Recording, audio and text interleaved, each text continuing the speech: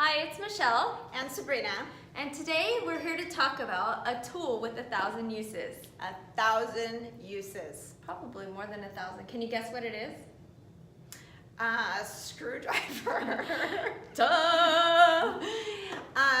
Moving into a house, you should have the basic tools handy, and a screwdriver is one of them. So we're just going to go around and show you a couple of quick fixes that you can do yourself with just an inexpensive screwdriver.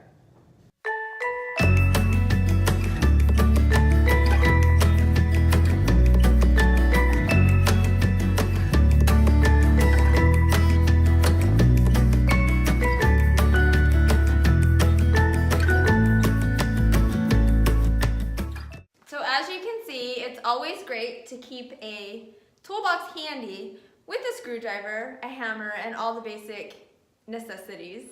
So you can do all the simple repairs around the house yourself. Instead of calling us and having to pay $65. So stay tuned to watch more helpful videos. And if you need property management services, call me at 702-903-HOME. Don't forget to subscribe at YouTube. Like and follow us on Facebook. And stay tuned for more videos. See you soon. Bye.